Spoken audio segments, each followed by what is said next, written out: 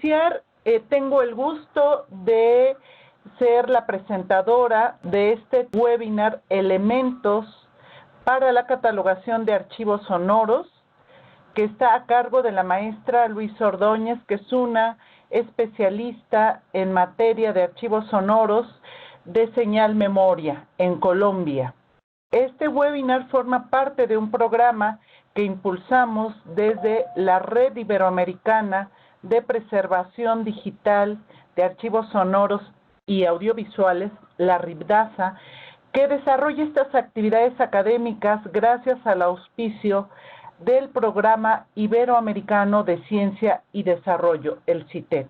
Me da muchísimo gusto que este medio, que este webinar que hoy organizamos, sea posible gracias al apoyo de IBI-Preserv y a Pamela que no está en este momento acompañándonos, que Pamela es una persona que se encarga de toda la parte técnica, pero nos acompaña la maestra Georgina Sanabria, que también apoyará en este momento.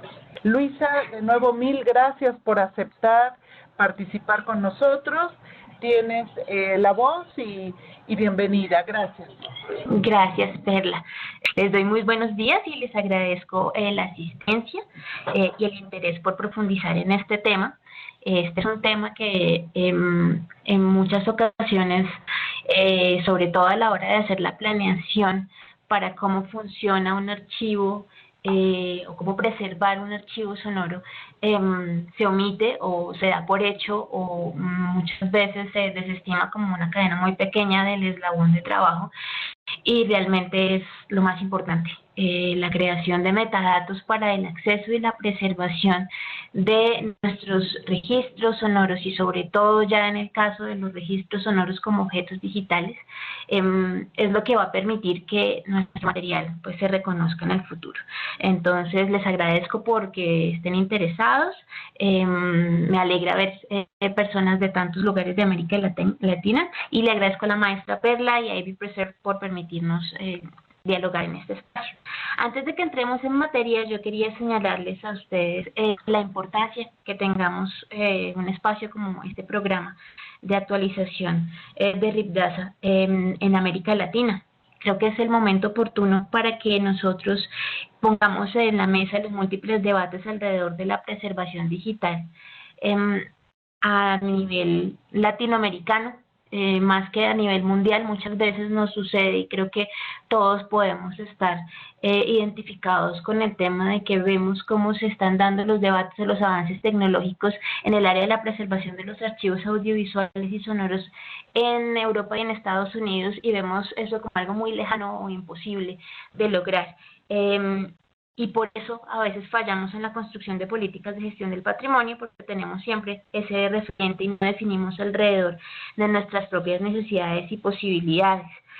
Por eso espero que este sea un espacio en que podamos pues tener debate. Bueno, no tenemos espacio para debate, pero que ustedes se lleven la inquietud por el desarrollo de políticas de gestión de colecciones, catalogación, selección, curaduría, integración de todo lo que nosotros podemos darle como valor agregado a nuestros registros sonoros dentro de un entorno digital que cada vez esté más acorde con un entorno real desde el lugar desde donde trabajamos. También me parece importante señalar que de pronto todos estamos trabajando vinculados con alguna institución que tiene como deber preservar el patrimonio, pero no siempre va a ser así, o de pronto a nosotros nos han llamado archivos pequeños, o algún colega o algún artista independiente que tiene su archivo, y creo que es importante que también tengamos en cuenta los niveles de compromiso y los niveles de acción que podemos tener a la hora de gestionar los metadatos de nuestro archivo. Lo que quisiera es compartirles algunas inquietudes relacionadas con la gestión de la información y los metadatos contenidos en los registros sonoros. Como ya es común en la literatura sobre el tema, nosotros siempre hablamos de que lo importante o el objetivo último de nuestro actuar como preservadores es el acceso, y como sabemos, esto no puede ser posible sin la definición de una estructura de metadatos que haga el registro recuperable.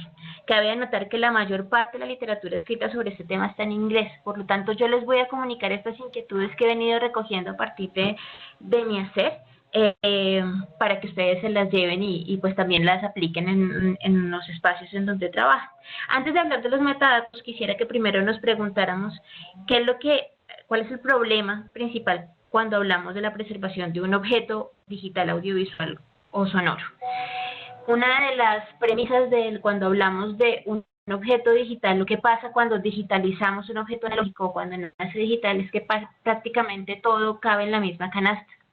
Lo único que nos permite distinguirlo uno de los otros es la extensión o el formato, pero generalmente conocer o aprender la naturaleza intrínseca de un documento sonoro, de un documento audiovisual, a la hora de seleccionarlo, de saber qué es, solo es posible a partir de los metadatos. Entonces, primero es importante preguntarnos cómo, al conservar un objeto digital sonoro, mantenemos su naturaleza intrínseca, que distingue en el mundo digital a un archivo, un registro sonoro de los demás, cómo logro que un usuario, tanto interno como externo, sepa por qué es importante y qué lo distingue de los otros, cómo puedo reconocer esas características propias del registro, cómo organizo esos registros sonoros digitalizados o nativos digitales, con qué fin, y si son las instituciones de gestoras del patrimonio o las instituciones GLAM, como las conocemos en literatura reciente, las únicas llamadas a esta labor. Aunque en esta hora, como les comenté, es muy posible que no logremos dar respuesta definitiva a estas preguntas, los invito a que mantengamos estas inquietudes abiertas a lo largo de la charla. Entonces, como les decía, pues muy importante, hay que hacernos una pregunta ontológica, realmente por la naturaleza de nuestros documentos sonoros o nuestros registros sonoros primero, luego nosotros mismos a partir de la inclusión de los metadatos les vamos a dar ese estatus de documentos. El primer paso es preguntarnos por eso para definir los límites y alcances de la gestión de las colecciones sonoras, tanto nativos digitales como digitalizadas de soportes analógicos. Entonces hay que volver a lo inicial y es preguntarnos qué es un registro sonoro, qué representa, qué lo hace documento y más allá de eso, qué lo hace patrimonio, ¿sí? Si por ejemplo estamos trabajando con una colección de grabaciones que están digitales, que hizo algún investigador sobre una comunidad indígena, es importante ver hasta qué punto eso es un registro sonoro más, o un registro sonoro que tenemos que darle un valor agregado porque constituye o puede constituir en el futuro patrimonio digital. Bueno, en una situación como la actual, en donde la cultura audiovisual alrededor, sobre todo de la imagen fija y la imagen en movimiento prevalece, es clave hacerse esas preguntas para el futuro, porque nosotros en este momento, si empezamos a gestionar colecciones nativas digitales, sobre todo tenemos el poder de decidir a futuro qué es lo que otras personas van a escuchar y cómo lo van a considerar, si es importante o no. Entonces, estamos hablando, como les comentaba al inicio, de la valoración y la validación de los registros sonoros, para tanto desde el lugar de enunciación, que es nuestra institución, o en el lugar en donde trabajamos, como para el usuario. Y eso ahora es más difícil también por el mar de información con el que se encuentran las personas que están buscando registros sonoros o que buscan patrimonio digital sonoro o quieren saber o conocer o acercarse a patrimonio analógico originalmente que ya esté digitalizado. Tenemos que, desde el lugar en donde estamos, definir una estructura, un esquema de metadatos acorde con la naturaleza intrínseca de los documentos sonoros y que es más compleja de definir en los entornos digitales. Yo les tenía aquí antes de esta diapositiva una relación de como los documentos que existen actualmente que nos pueden ser útiles para catalogar material sonoro tanto de origen analógico como de origen nativo digital. Por eso no voy a profundizar como en las normas de catalogación, sino más bien cuáles son los problemas o digamos los retos que tenemos nosotros a la hora de catalogar y de hacer accesible la información de los registros sonoros en entornos digitales. Una de las, digamos, de las situaciones en las que nos enfrentamos, y eso seguramente ya muchos de ustedes son familiares con ello, es que cuando estamos hablando, cuando catalogábamos un soporte analógico, pues teníamos el soporte propio del medio, el reproductor propio del medio. Es decir, si tenemos un cassette, sabemos que es un cassette o un disco que tiene dos lados y que muchas veces ya estaba marcado y que tenía un reproductor, una grabadora en la que podíamos reproducirlo, tenía un contenido. En el caso, por ejemplo, de cintas de carrete abierto asociadas a radioteatros o a los mismos programas radiales que escuchamos alguna vez, pues teníamos anexos como libretos y el acceso a ese material era local, ¿cierto? Ahora, ¿a qué nos estamos enfrentando? Nos estamos enfrentando a que no tenemos un soporte como tal, es decir, tenemos, por ejemplo, unidades de USB, el teléfono, el mismo ordenador, pero realmente no es propio del medio sonoro, nos puede reproducir cualquier tipo de material, que solo podemos identificar inicialmente la naturaleza de ese documento por el formato, por la extensión que permite reproducirlo. Es decir, si sabemos o vemos que tiene un punto MP3, un punto WMA, un punto FLAC, un punto WAV, pues sabemos ya de entrada que es un documento sonoro, pero el mismo no se define a sí mismo, ¿cierto? Es de la manera en como primero, por ejemplo, lo marcamos, que podemos reconocer qué tiene adentro, ¿no? Y otra cosa también es que, pues, aunque podamos darle clic derecho al documento para ver algunos de los metadatos técnicos asociados, esa no es información suficiente para saber qué es y cuál es la historia clínica, básicamente, de el registro sonoro, es decir, cuándo se creó, quién lo creó, cuántas veces, o de pronto si viene de otro formato digital anterior y fue migrado, ese tipo de información no la tenemos directamente, ¿sí? Por eso mismo son los metadatos los que nos permiten reconocer qué es lo que sucede con el objeto digital, mucho más allá de lo que teníamos en el caso de los objetos analógicos. Podemos, por ejemplo, refrescar un poco nuestra, bueno, o quienes no estén familiarizados, refrescar un poco nuestra memoria alrededor de los tipos de metadatos que existen. Eso me excuso, no lo incluí aquí en la presentación, pero que es importante que lo tengamos en cuenta para lo que vamos a charlar. Siempre que nosotros nos enfrentamos tanto con un objeto analógico sonoro, o bueno, un documento analógico sonoro, un objeto digital que tiene un registro sonoro, que queremos en la medida de lo posible tener todos los metadatos posibles, ¿cierto? Y los metadatos no son solo los metadatos descriptivos que nos dicen que hay un título o que hay un autor o que hay un contenido y describir el contenido, que ya luego me tendré la importancia de cada uno de estos tipos de metadatos, sino por ejemplo los metadatos técnicos. Los metadatos técnicos en el caso de los objetos digitales sonoros son fundamentales porque precisamente como les comentaba, pues nos dicen como la historia de vida del documento, ¿sí? Entonces, desde la fecha de creación, quién lo creó, la resolución a la cual se registró, podemos ver en algunos casos pues los mapas de frecuencia en documentos sonoros, y eso está embebido muchas veces en el registro. Pero nosotros, desde nuestro hacer, tenemos también que adicionarle un poco más, ¿sí? Muchas veces, y les voy a mostrar ahora unos ejemplos, los metadatos técnicos son metadatos también de preservación.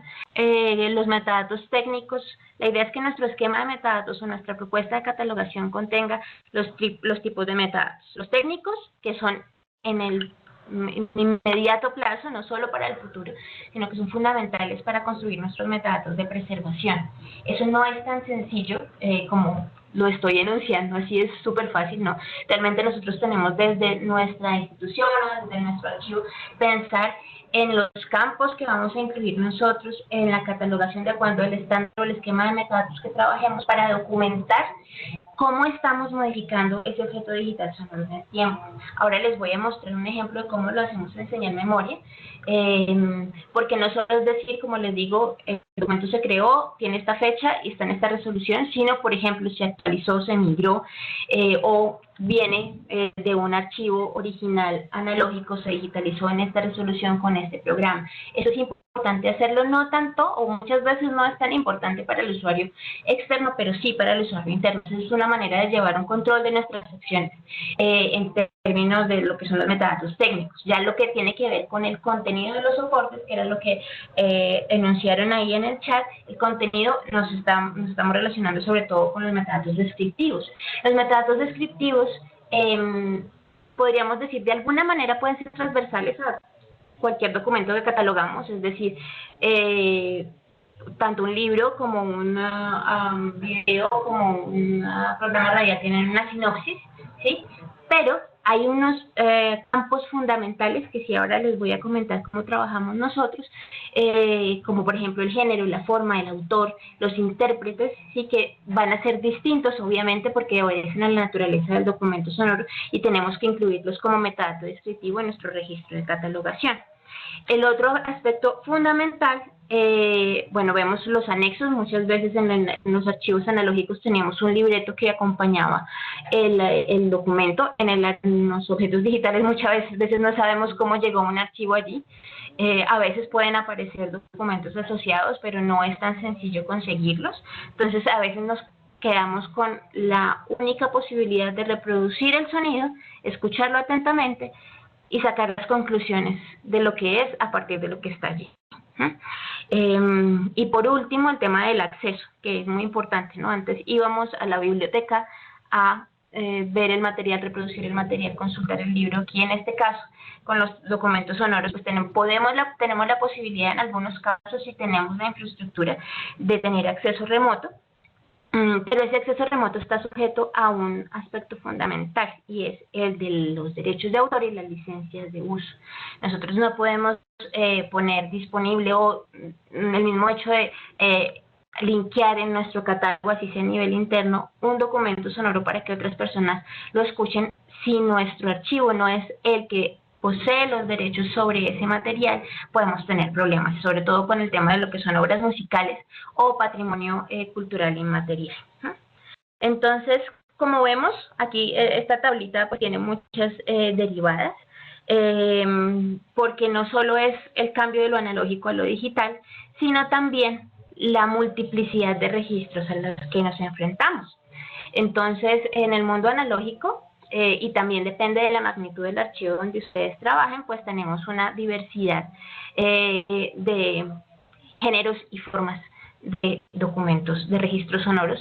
Ya ahora luego hablamos de esa tensión entre el registro y el documento, pero quedémonos en este momento con registro. Entonces, un programa radial que básicamente tiene solo voz, una obra musical, un programa que es un magazine o es un programa sobre música en el que se habla y se habla sobre un disco y se pone música.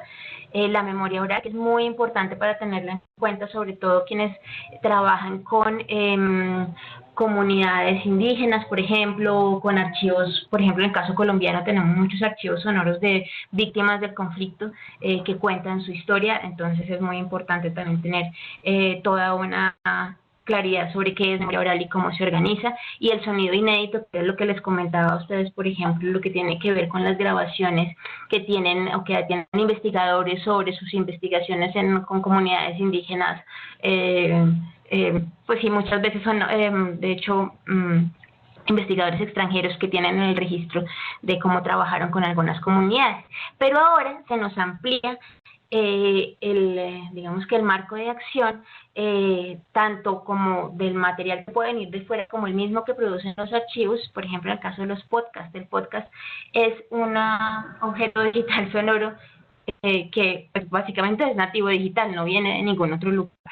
Y creo que en este momento tiene un auge y una importancia que cada vez es como más fuerte, y ahí es importante tener en cuenta eso, porque nosotros no tenemos un estándar de cómo catalogar un podcast, y hasta ahora se están como construyendo las bases de cómo preservar el podcast en su naturaleza intrínseca como podcast, porque el podcast no podríamos decir que es directamente un programa radial, es otra cosa, que es un podcast y cómo diseñamos nosotros los campos para describir en un esquema de metadatos cómo se cataloga. El audiolibro, antes también venían pues discos o cassettes contándonos cuentos como los canticuentos o todo ese tipo de cosas. Ahora el audiolibro es algo que nosotros podemos adquirir y escuchar en nuestros reproductores de audio. Eso también implicaría tener unas estructuras para para incluir los metadatos de qué es el material, distintas a cualquiera de las otras. Y otro, bueno, los mensajes de voz de WhatsApp, que eso también tendríamos que debatirlo luego, qué tan importante es cómo guardar todo eso, las playlists, que son, pues realmente lo que hacen es agarrar distintas selecciones o sugerirnos también cómo escuchar un material, un conjunto de registros sonoros. Eso también deberíamos empezarlo a pensar como algo importante para incluir dentro de la política de gestión de colecciones y catalogación de los registros. Y los sonidos de aplicaciones, aparatos. Esto lo puse aquí porque realmente es algo que no estamos contemplando nosotros como importante. Y lo cito a continuación. Voy a ver si les puedo compartir, creo que les puedo compartir mi pantalla por si es posible que escuchen los sonidos. Esta página que se llama, bueno, el Museo como de los Sonidos en Peligro, de hecho, porque muchos de estos sonidos hay analógicos, pero hay muchos digitales, que me gustaría que ustedes también pensaran como a futuro qué implicaría guardar estos, o bueno, aquí este muchacho de esta página los está guardando, pero cómo los voy a hacer accesibles en el tiempo a partir de metadatos, ¿cierto? Entonces, ¿qué hago con esto? Esto ya para nosotros es parte de nuestro pasado, estos sonidos. Y pues esta persona que tiene esta página, lo que está haciendo es una colección de estos sonidos de tecnologías que ya están obsoletas, nos lo muestra a nosotros y está a través de una página web.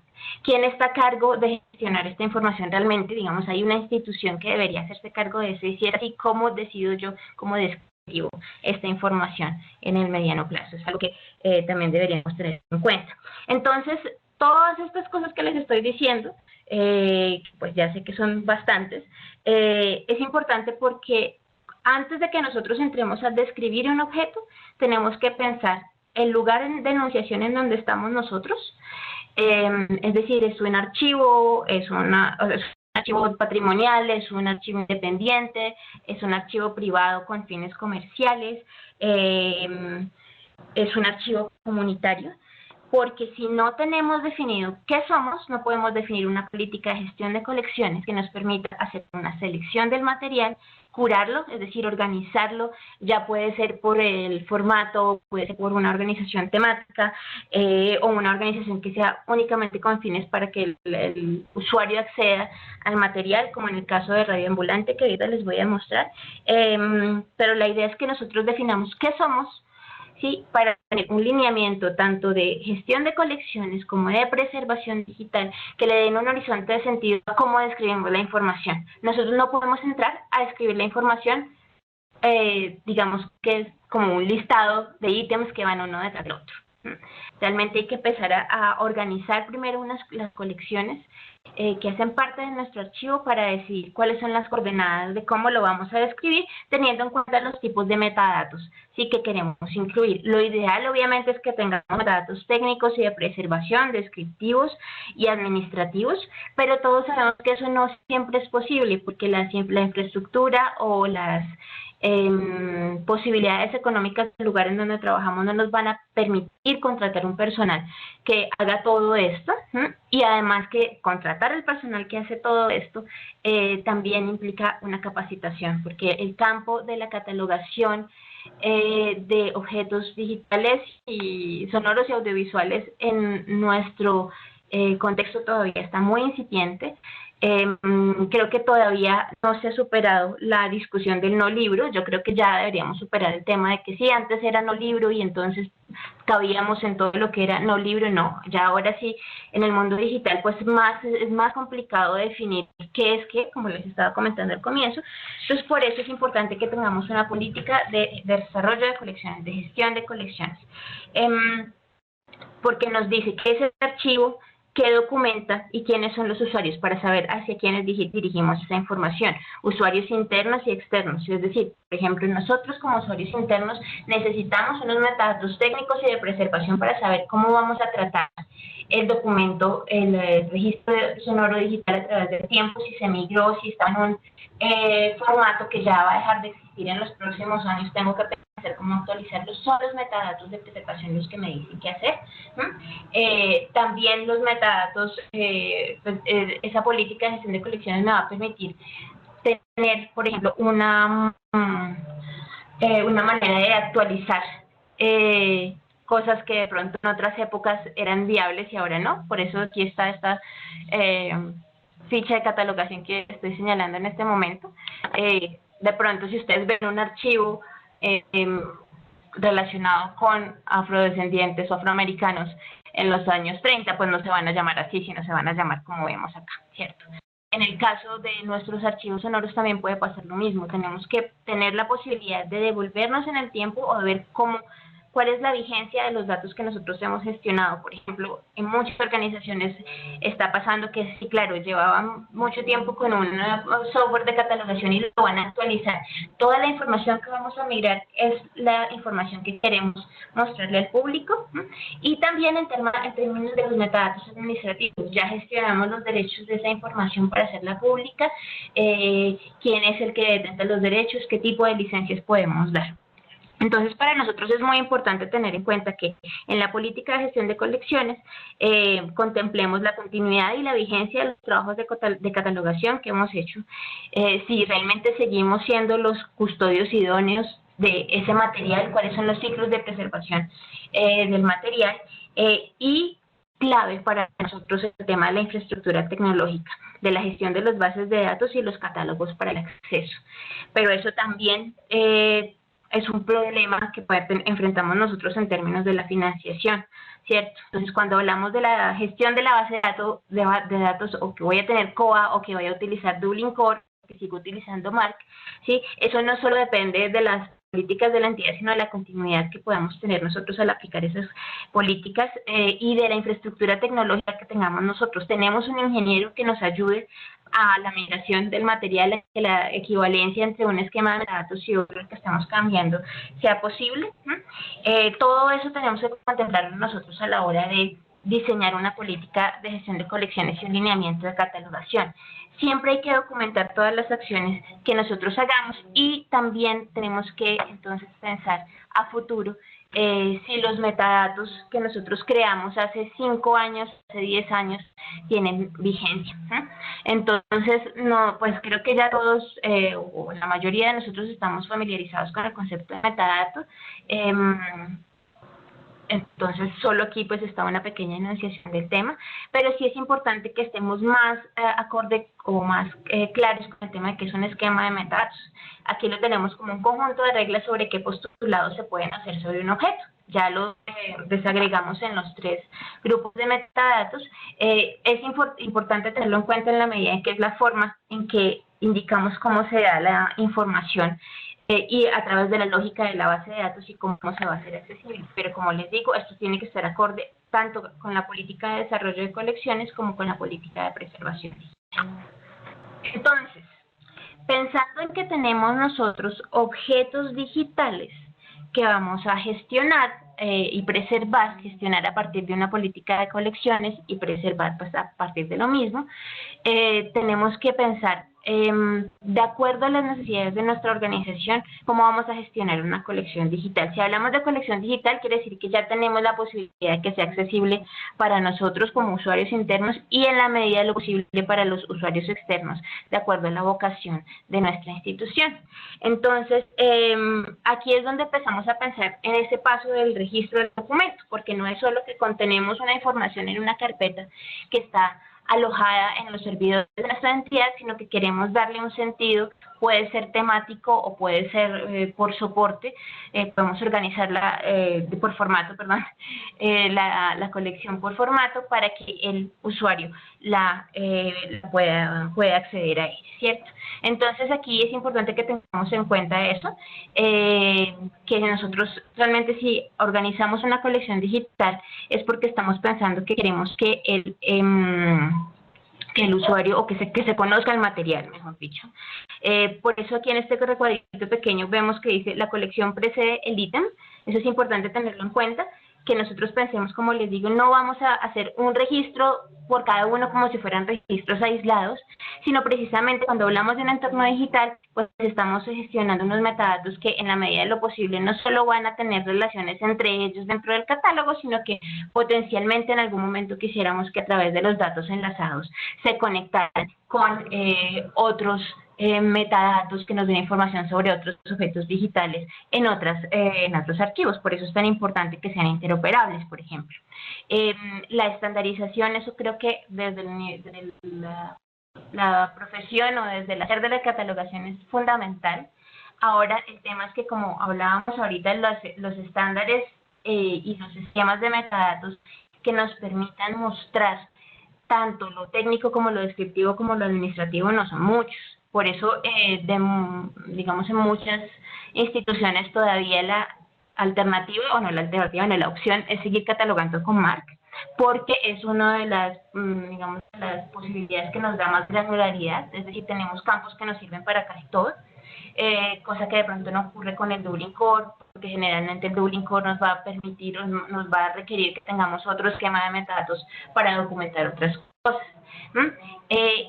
Un asunto fundamental para que tengamos en cuenta, aquí vamos mirando los puntos que dice en los metadatos en las colecciones digitales, es el punto 3, el de control de autoridades y otros estándares para destacar el contenido. El tema de las autoridades es fundamental, de los vocabularios controlados, para nuestro hacer desde nuestros archivos y para los entornos digitales, porque aquí es donde más tenemos desinformación. No sé si a ustedes como catalogadores les ocurre, están catalogando algún documento sonoro y quieren incluir información sobre un cantante o sobre un artista o sobre un autor local. Local, es decir, de pronto tenemos aquí compañeros de Puebla, entonces hay un cantante que es de Puebla y que es muy importante para Puebla, pero lo voy a buscar en la Biblioteca del Congreso de los Estados Unidos, de los Estados Unidos no existe, pero para mi archivo es muy importante. En el caso de Señal Memoria, que es el lugar donde yo trabajo, no sucede así. Tenemos, digámoslo así, las eminencias de la radio en Colombia, que si vamos a buscar en un catálogo o en un listado de autoridades internacional, no lo vamos a encontrar, no lo vamos a encontrar bien, no lo vamos a encontrar actualizado. Entonces, el tema de las autoridades, como les digo, es uno de los más complejos, por más que estemos en el mundo de las ontologías y de los datos enlazados. Hay cosas que nuestro archivo tiene y solo tiene nuestro archivo.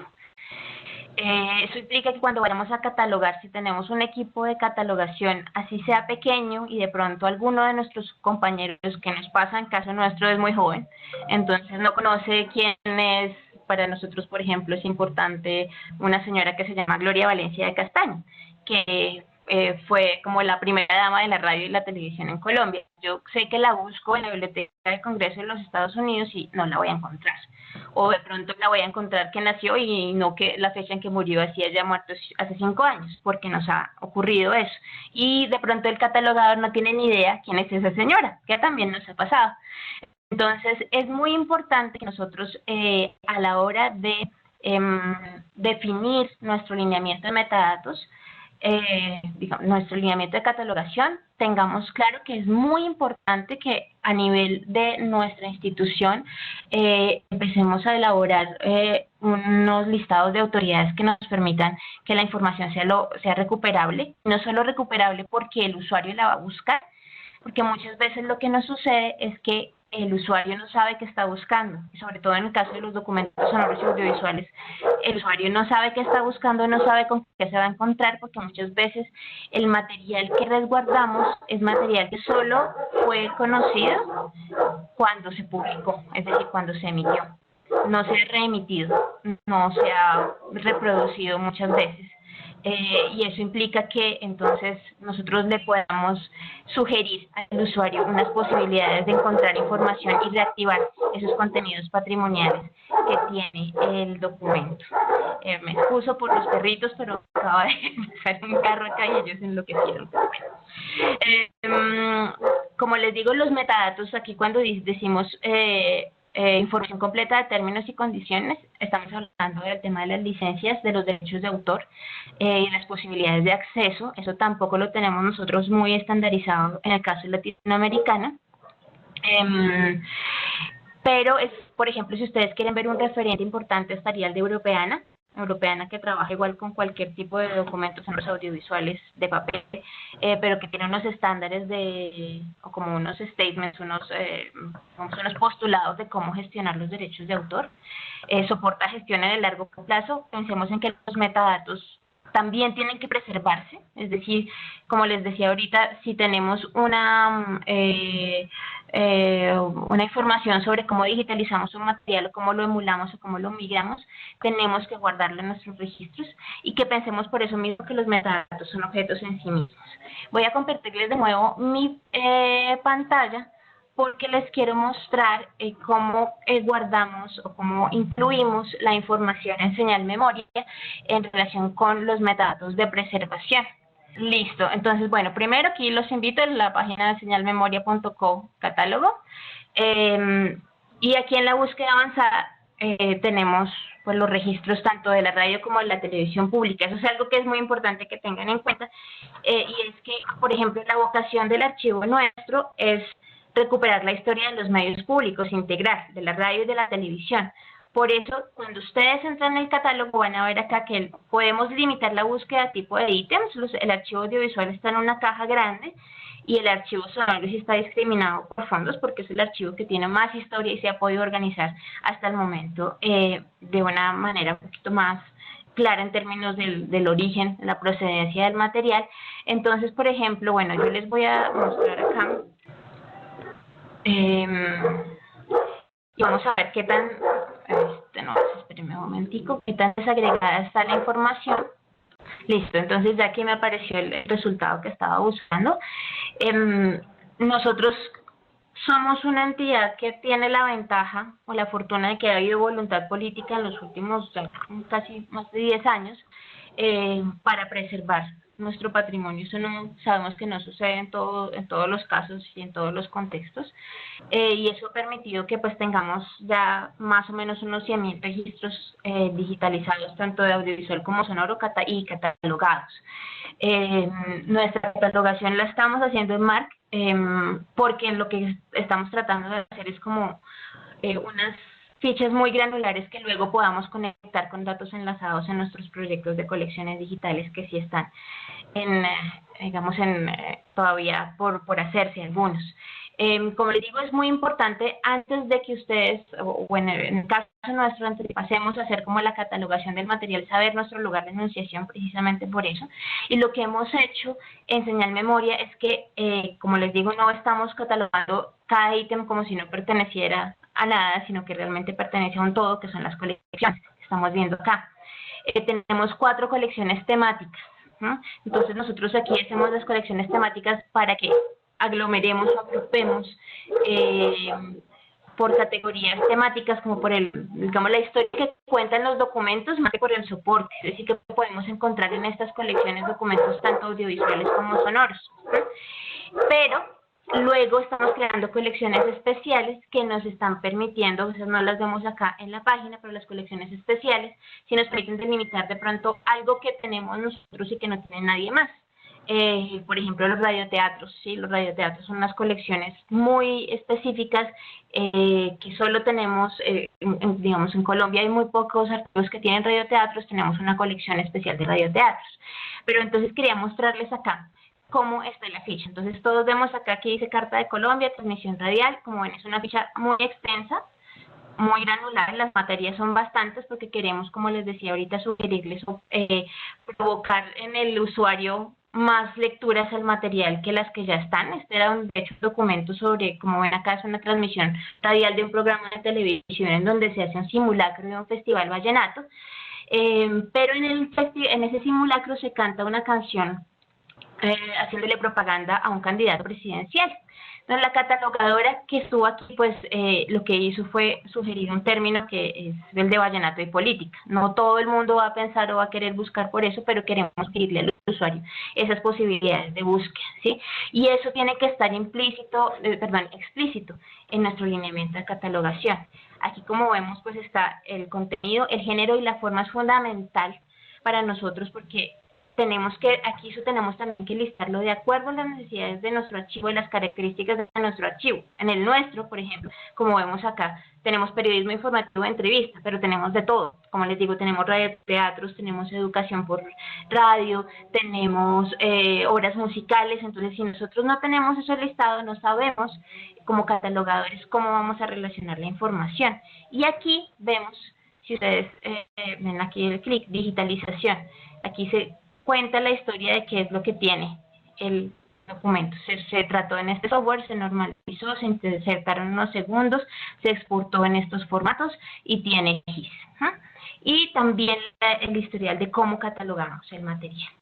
Entonces, esta es una ventana de acceso que tiene un usuario, sobre todo un usuario más especializado. A veces sabemos y nos hemos dado cuenta que es muy complejo para un usuario, ya que estamos tan acostumbrados a Google, para un usuario cualquiera meterse acá porque dicen, no, ¿cómo así? El género y la forma y la materia, ya el tema como del acceso al catálogo clásico, como lo conocemos, es más complejo y la gente lo que le gusta es entrar a la página y meterse por las colecciones.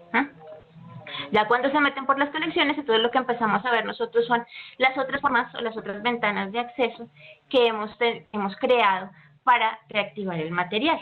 Entonces, tenemos un nivel de acceso que es el acceso a nivel, digamos, del catálogo, donde está colección, los temas, el personaje, género, la descripción del objeto digital, los metadatos de preservación, que en este caso es un campo que dice qué se hizo con ese objeto, y así es que accedemos a las personas que estén interesadas a ingresar al catálogo.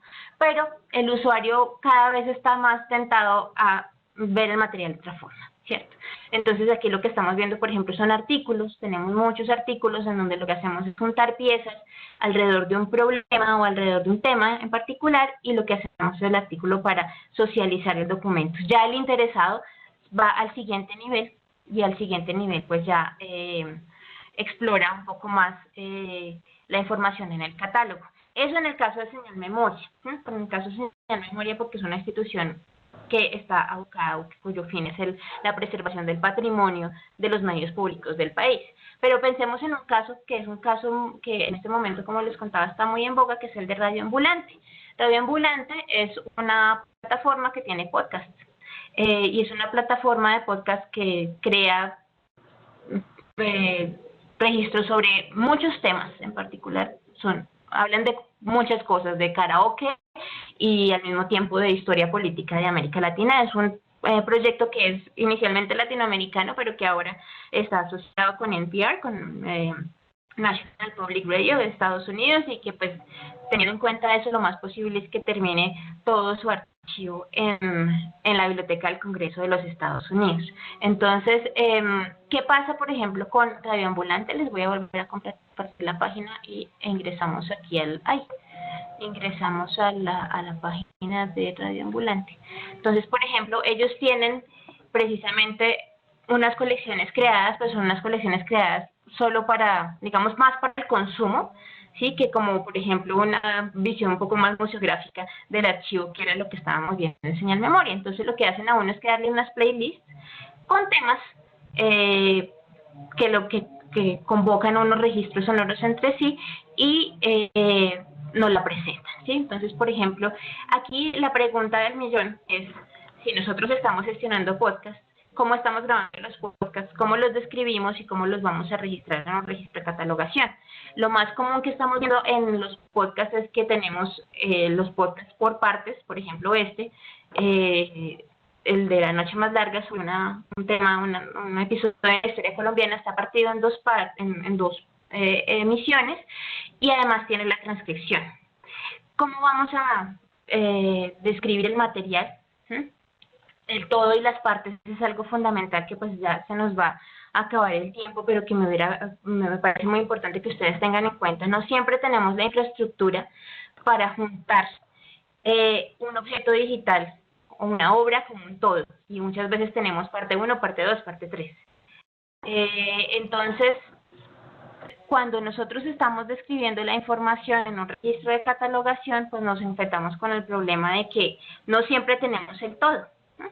No siempre tenemos el todo junto. Entonces, de hecho, tenemos partes que armar y no siempre vamos a tener la infraestructura o el apoyo de editores que nos vayan a presentar el objeto digital íntegro.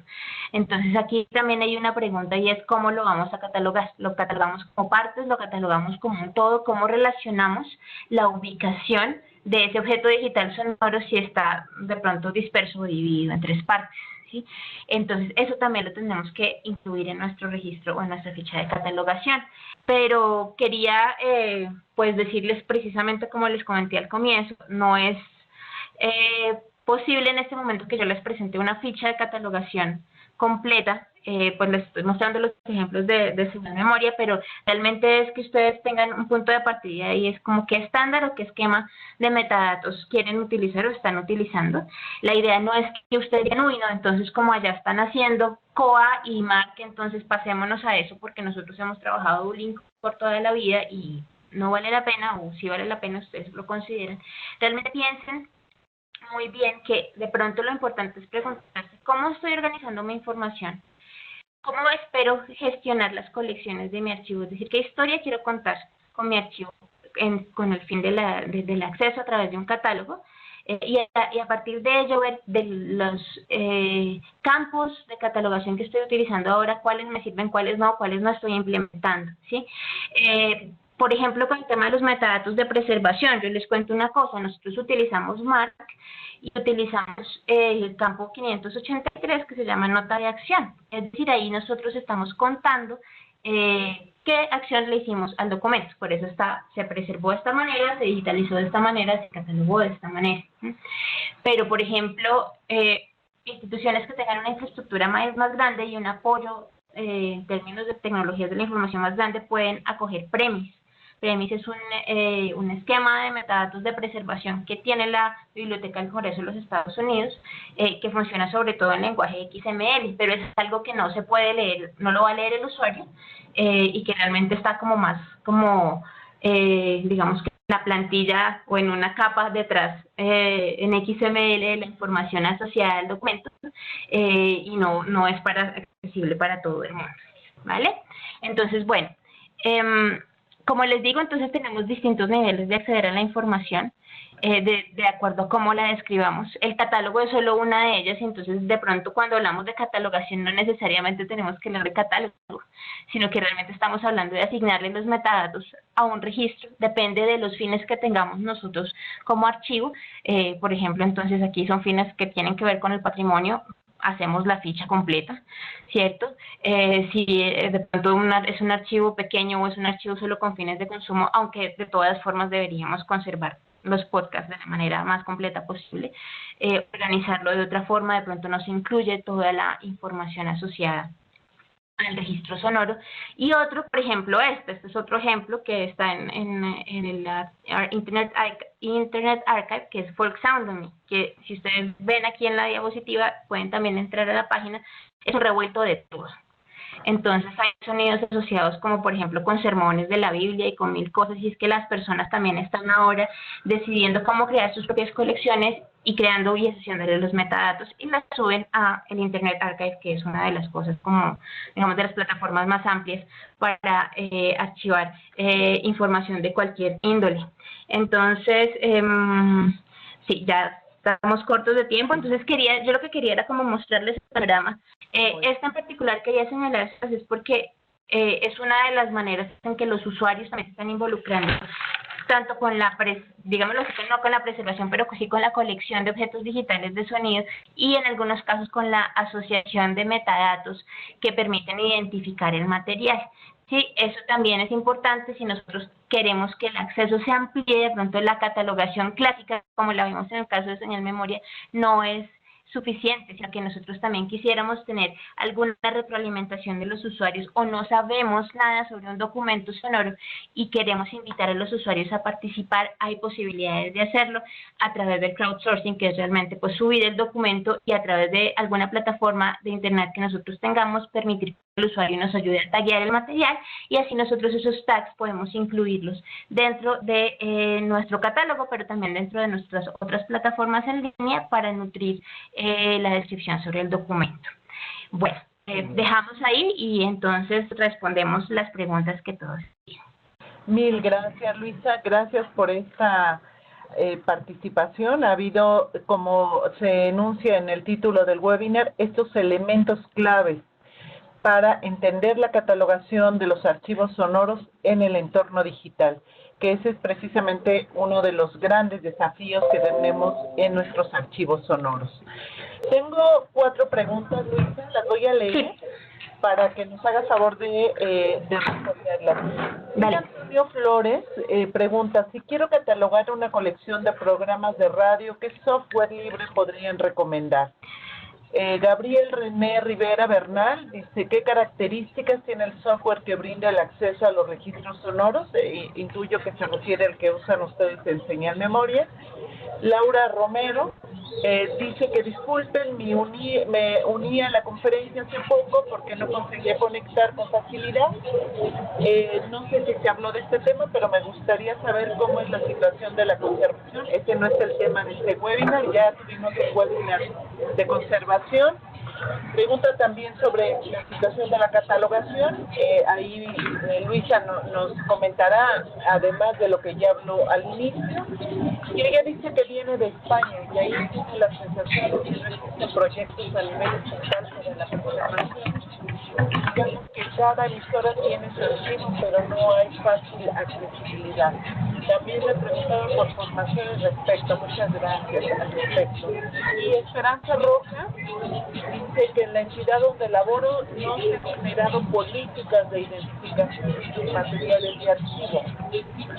Queremos realizar una especie de censo para identificar en qué áreas se tienen materiales sonoros, audiovisuales y fotográficos, para iniciar lineamientos de organización, conservación y preservación e incluso visualizar materiales. ¿Qué recomendaciones para esta fase?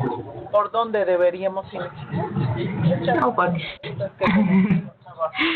Bueno, entonces vamos organizándonos. Creo que todos tienen una que es la más común, pero pues les insisto que de todas formas no es la más fácil, y es la del software. Tú no la dijiste, pero la estoy viendo acá y quiero que la tengan en cuenta cuando me preguntan que cuál es el mejor software, que qué hacer, porque todo el mundo siempre tiene esa inquietud, ¿cierto? Partimos siempre, por ejemplo, si trabajamos en un archivo pequeño, muchas personas trabajan con el Excel y con eso tienen. Un archivo tan grande como señal memoria no se puede gestionar con un Excel. La idea es que siempre adoptemos un estándar y que se ajuste a un software que sea de acceso abierto. Por eso nosotros optamos por el COA, pero no es el único. También yo me sugeriría otro que es el Atom, pero el Atom casi todos los campos que tienen creo que son en ISADG, que esta norma archivística de catalogación, pero es muy fácil de manejar, son gratuitos. Pero el tema aquí, y es para que tengan ustedes en cuenta, es como les digo, primero partan de lo que tienen. ¿Sí? Si están en una lista de Excel y quieren irse a COA con los estándares más complejos de catalogación, no lo hagan así, porque realmente no es una decisión que implica tiempo, dinero.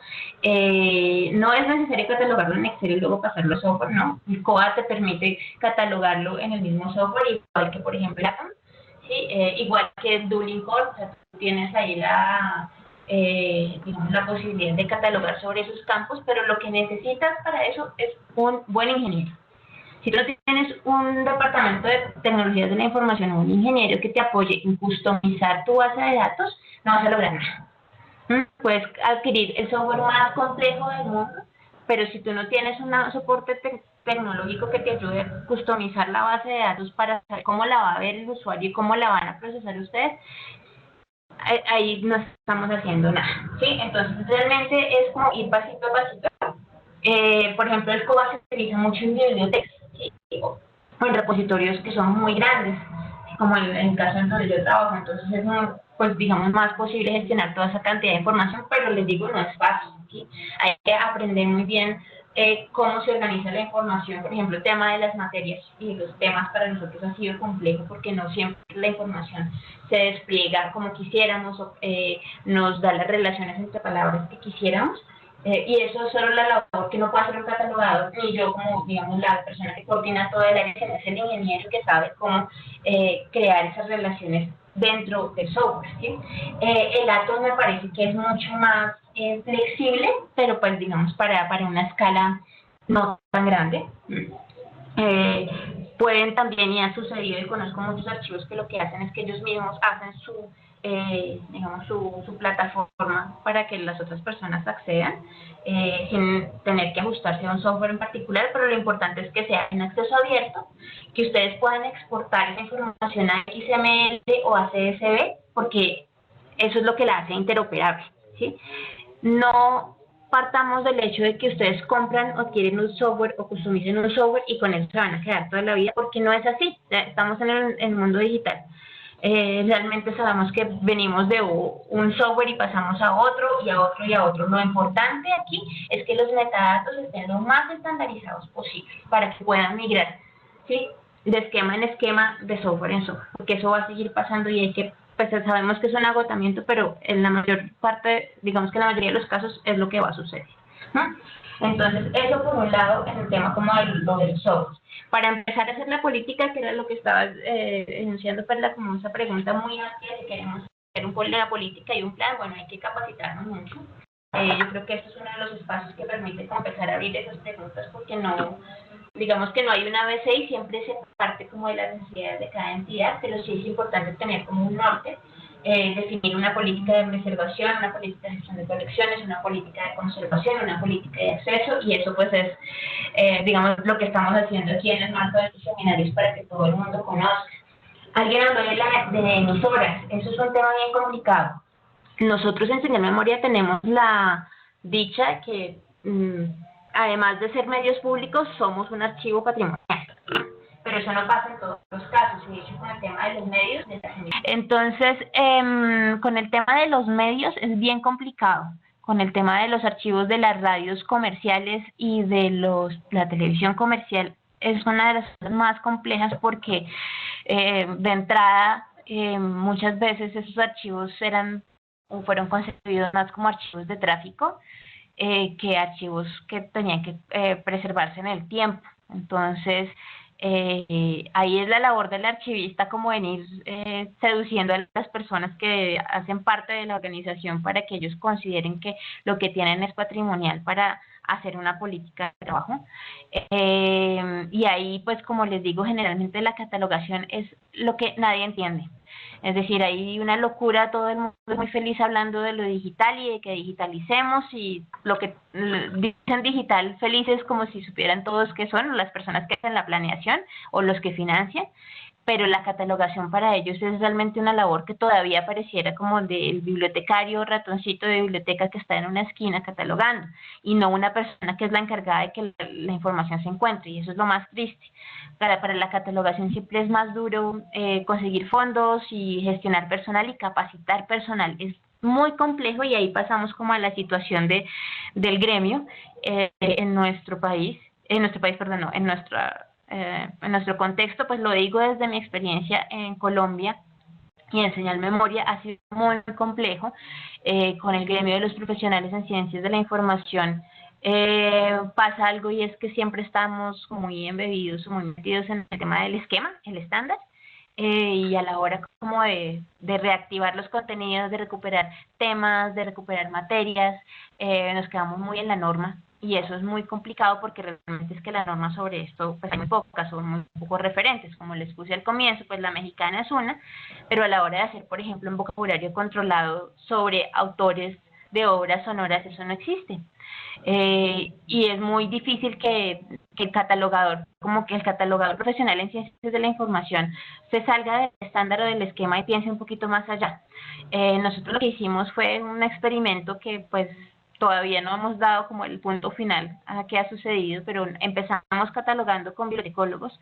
No nos fue muy bien en términos de cómo se ingresaba la información, precisamente porque se ingresaba de manera muy esquemática, y muchas de las personas que estaban trabajando con nosotros no estaban completamente como enamoradas del material, y esto sí es un acto de amor, nada que hacer. Para rescatar nombres, temas y decir este documento es muy importante por esto, porque como les digo, muchas veces solo se emitió y ahí estuvo. Entonces tuvimos que hacer como un cambio, entonces empezamos a mezclar bibliotecólogos con profesionales en ciencias humanas y artes, y ahí empezamos a darle un poco más de forma a los registros del catálogo, y en este momento tenemos un híbrido.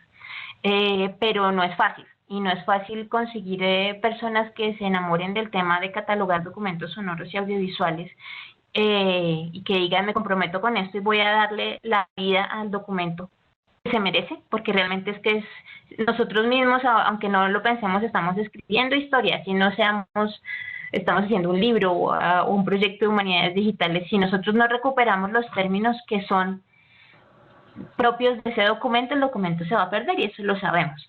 Entonces, cuando hablamos como de la situación de la catalogación, nos falta, yo creo que comprometernos un poco más con reactivar estos documentos, y conectarlos como con el sentido y el fin último del archivo, ¿sí? No es que sea de la catalogación el último eslabón y yo puse lo que escuché, sino que generalmente lo que escuché es mucho más que la voz, o mucho más que el sonido, sino que nos dice, pues, lo podemos vincular con nuestra historia de distintas maneras.